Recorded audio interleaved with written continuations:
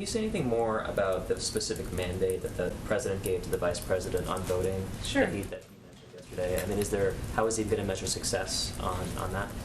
Well, first, let me say that the president sees the vice president as an important partner and somebody who can work to take on challenging and hard initiatives. That's the role of the modern day vice president. And she actually asked to run point and lead on voting rights. It's an issue that she is personally committed to and passionate about.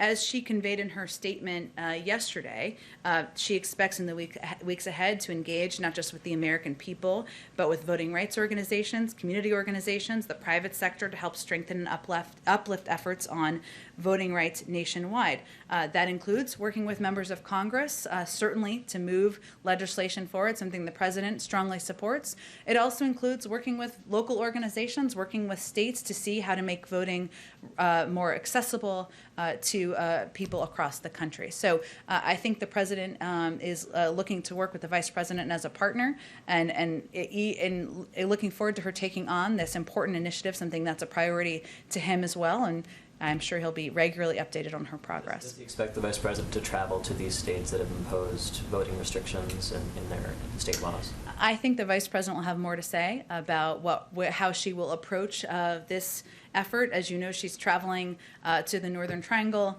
over the next couple of days on one of the other initiatives she's leading, but I expect she'll have more to say in the coming weeks. Just briefly, how does he expect the vice president to prioritize these multiple things that she has in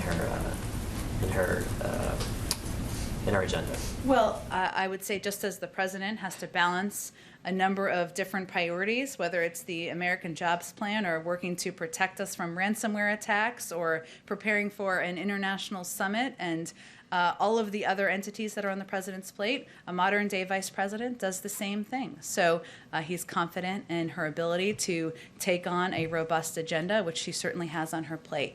Go ahead.